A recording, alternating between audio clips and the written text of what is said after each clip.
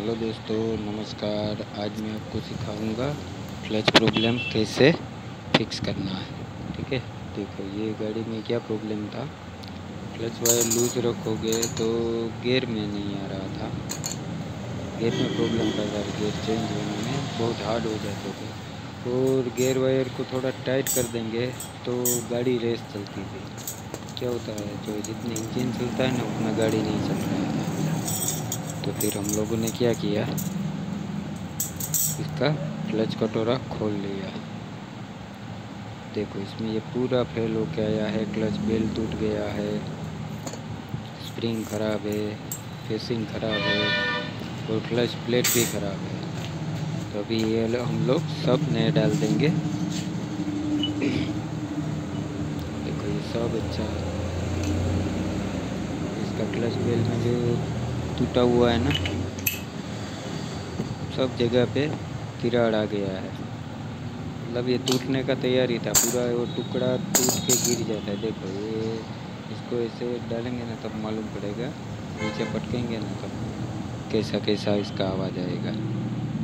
देखो ये कितनी जगह से टूटा हुआ है। देखो ऐसा वाला डगरा निकालेंगे, ये टूटा हुआ फिट करेंगे ना, ऐसे तोड़ देता है ये। जो पूरा उसका टुकड़ा है ना, अंदर घुस गया था इसमें और ये निकाल दिया था इतना। ये वाला टुकड़ा है ना, वो अंदर घुस गया था। देखो ये अपने ग्राहक को कभी भी ऐसा टूटा हुआ या तिराड़ वाला, एक दो तिराड़ है ना तो वो भी इसमें नया ही डाल दो। इसका कुछ कीमत नहीं है इतना, कोई भी कंपनी का लेके डाल सकते हैं हम लोग।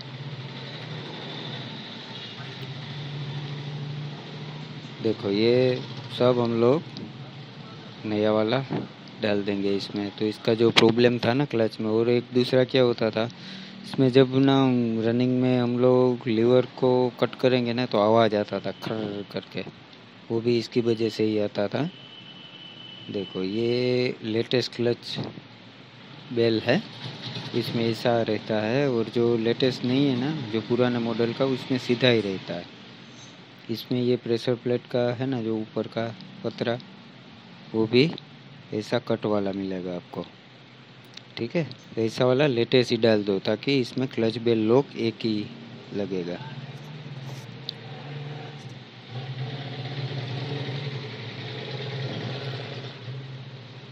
देखो ये सब अच्छे से कैसे फिटिंग करना है मैं आपको दिखाता हूँ। ऐसे आप फिट करोगे ना, आपका ये सब प्रॉब्लम ख़त्म हो जाएगा। देखो ये स्प्रिंग नया है, ओरिजिनल नहीं है मगर अच्छा क्वालिटी का है और सस्ता भी है। ये 50-60 रुपये में मिल जाता है। ओरिजिनल एक पीस 25 रुपये के आसपास होगा अभी, ओरिजिनल स्प्रिंग का। इसीलिए कोई भी स्प्रिंग डालो मगर अच्छी क्वालिटी का डालो, ताकि 2-3 बार फेसिंग चेंज करने के टाइम पे वो स्प्रिंग चल जाए। ठीक है, चलो आगे देखते हैं इसको कैसे फिटिंग करना है। अच्छी तरह से मैं आपको सिखाऊंगा इसका।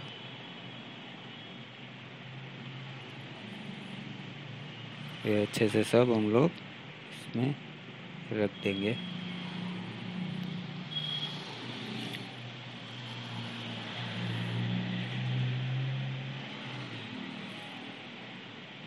बढ़िया से काम करेंगे ना, साफ़ सफाई करके अच्छी तरह से, तो काम भी बढ़िया होगा और आपके काम की कदर होगी।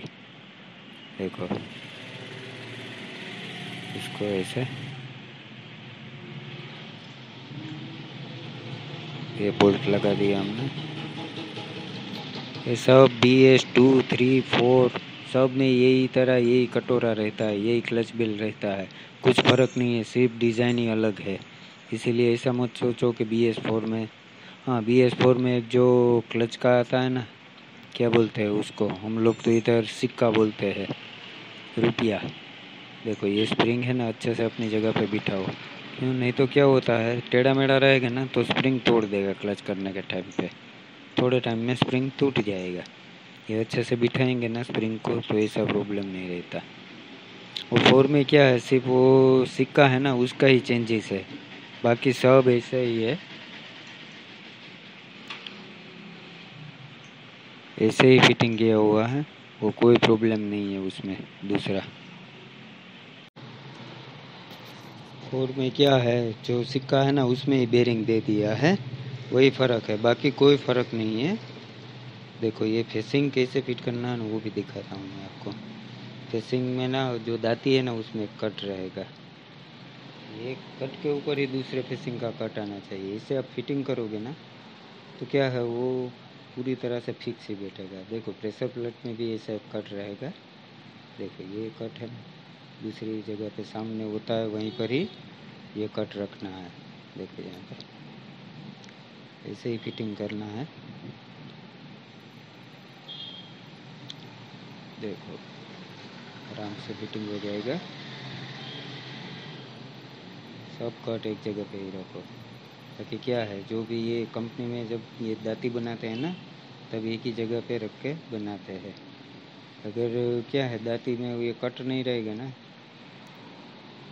ये तो प्रेशर प्लेट का कट है, फेसिंग में कट नहीं रहेगा ना तो ये इसका दाती गिन लो, 1-5 होगा।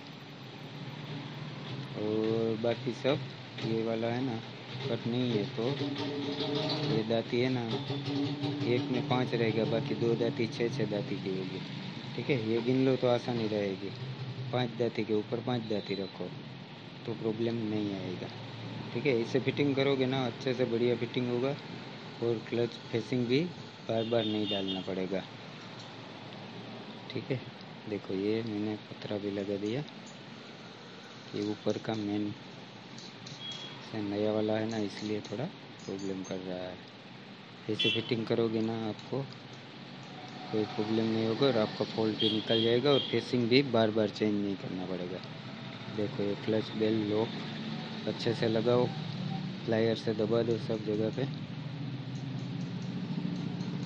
अच्छे से ही फिटिंग करो इसको, तो क्या है क्लच का प्रॉब्लम नहीं रहेगा।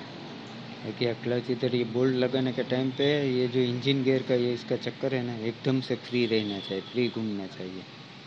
देखो मैं दिखाता हूँ इसमें आपको, देखो एकदम से फ्री रहना चाहिए।